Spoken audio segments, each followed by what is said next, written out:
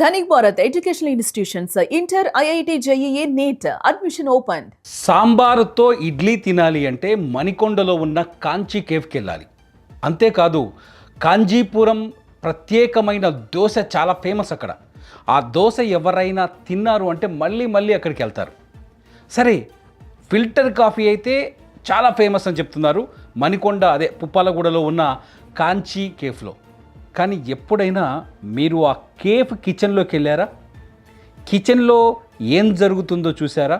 మనకు మంచి దోశలని, ఇడ్లీలని, అట్లాగే మంచి కర్రీని, సాంబార్ని చేసిస్తున్నారు కదా. ఆ కూరగాయలని సరైన పద్ధతిలో సేవ్ చేస్తున్నారు అనుకుంటున్నారా? మీరు ఎప్పుడైనా చూసారా?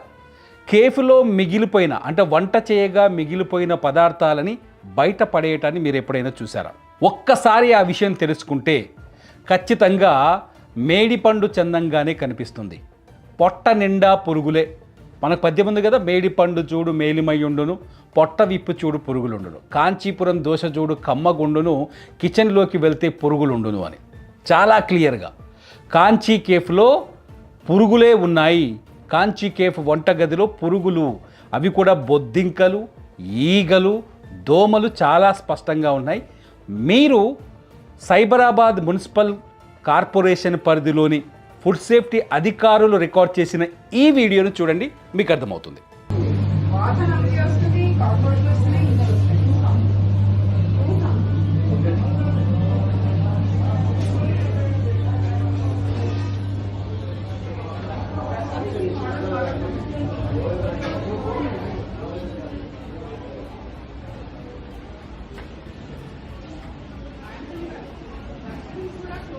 ఫుడ్ సేఫ్టీ ఆఫీసర్ రికార్డు చేసిన వీడియో చూస్తే మీకు అర్థమవుతుంది కదా. మళ్ళీ రిపీట్ చూడాలనుకుంటే మళ్ళీ ఒకసారి కూడా చూడొచ్చు. ఎందుకంటే ఫుడ్ సేఫ్టీ ఆఫీసర్ చాలా స్పష్టంగా, ఏంటి కిచెన్ ఇంత దారుణంగా ఉంది, ఇంత గలీజ్గా ఉంది, ఇది ఏ కిచెన్నో కాదు, కాంచీ కేఫ్, మణికొండ పుప్పాలగూడలో ఉన్న కాంచీ కేఫ్లో ఆమె ఇన్స్పెక్షన్కి వెళ్ళినప్పుడు రికార్డ్ చేసిన వీడియో చూస్తే చాలా స్పష్టంగా ఆ కిచెన్కి గబ్బు పట్టిపోయింది, మొత్తం బూజు పట్టిపోయింది.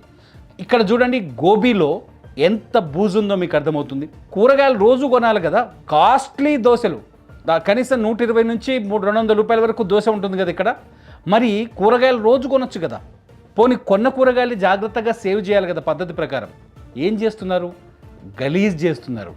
బూజు పట్టిన కూరగాయలని కత్తిరించి మీకు కర్రీలో, సాంబార్లో వేసి దోశల్లోకి, ఇడ్లీలోకి సాంబార్ ఇస్తున్నారు. మీరు ఒక్కసారి ఆలోచించండి. కాంచీ కేఫ్లో ఉన్న ఈ గబ్బు గురించి ఆలోచించండి. ఫుడ్ సేఫ్టీ అధికారులు వెళ్ళినప్పుడు వాళ్ళకి కనిపించిన కొన్ని పరిస్థితులు ఉన్నాయి. అక్కడ ఆ పరిస్థితులను చూస్తే మీరు ఆశ్చర్యపోతారు.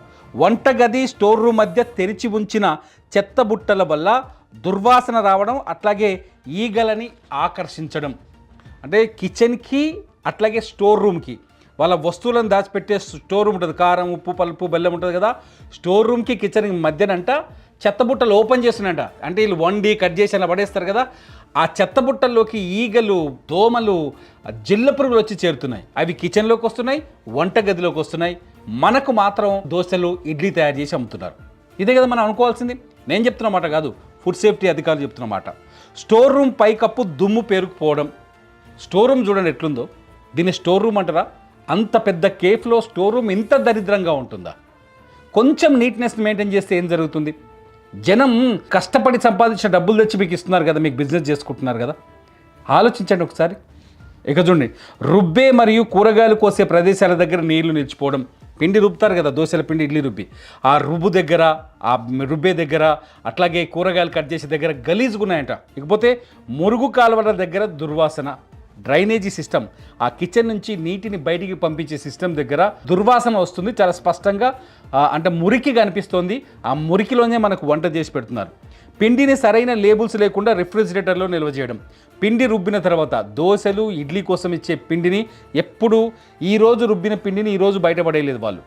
రేపటికి మళ్ళీ దాన్ని ఏం చేస్తున్నారు, రేపు మార్నింగ్ మనకి ఇడ్లీ చేసి పెడుతున్నారు, దోశ చేసి పెడుతున్నారు. ఒక రకంగా చూస్తే రోడ్డు మీద టిఫిన్ బండి పెట్టుకునే వాళ్ళు చాలా పరిశుభ్రంగా కనిపిస్తున్నారు. హైఫై బాగా బ్రాండింగ్ చేసి పెద్ద కేఫ్, కాంచీ కేఫ్ అని కేఫ్ నడిపించే వీళ్ళు గలీజ్ని మెయింటైన్ చేస్తున్నారు. అర్థమైపోతుంది. వంటగది అట్లాగే స్టోర్ రూమ్లో ఈగలు మరియు బొద్దింకలు కనిపించడం. ఇదంతా ఫుడ్ సేఫ్టీ అధికారులు ఇచ్చిన రిపోర్ట్ను చదువుతున్నాను నేను. నా సొంతమైంది కాదు.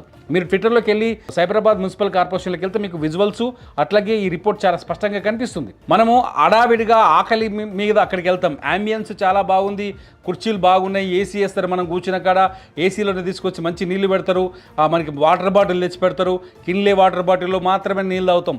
మీరు ఒకసారి ఆలోచించండి, రెస్టారెంట్కి వెళ్తే మనం నార్మల్ నీళ్ళు తాగం, కిన్లే వాటర్ బాటిల్లో లేకపోతే వాటర్ ప్యాక్డ్ వాటరే తాగుతాం. అట్లాంటి మనం ఆ రెస్టారెంట్ వాళ్ళమే ఫుడ్ ఏం తింటున్నామో తెలుసా? ఈగలు దోమలు తినగా మిగిలిన ఫుడ్ తింటున్నాం.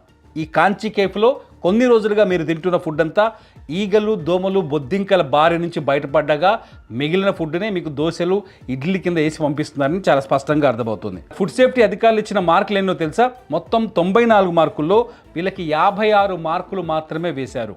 అంటే ఆలోచించండి, కాంచీ కేఫ్ మణికొండ పుప్పాలగూడలో ఉన్న కాంచీ కేఫ్ పైన ఫుడ్ సేఫ్టీ అధికారులు దాడులు చేస్తే బయటపడ్డ ఈ బాగోతాన్ని మీరు ఒకసారి ఆలోచించండి. కాంచీ కేఫ్లో తినాలనేటప్పుడు కూడా ఒకసారి ఆలోచించండి. మనకు సరైన ఆహారాన్ని, పరిశుభ్రమైన ఆహారాన్ని తినే హక్కు ఉంది. మనకు పరిశుభ్రమైన ఆహారాన్ని అమ్మాల్సిన బాధ్యత ఈ ఫుడ్ ఆహార వ్యాపారం చేసే వాళ్ళకి ఆ బాధ్యత ఉంది.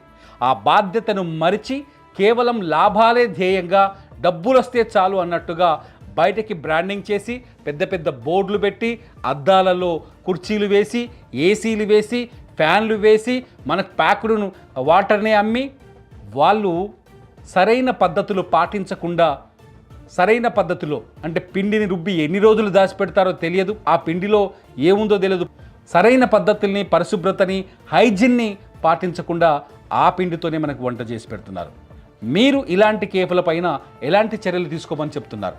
మీ అభిప్రాయాన్ని ఈ వీడియో కింద కామెంట్ చేయండి. చూస్తూనే ఉండండి ఇట్స్ యూ టీవీ. నా పేరు తిరుమల్.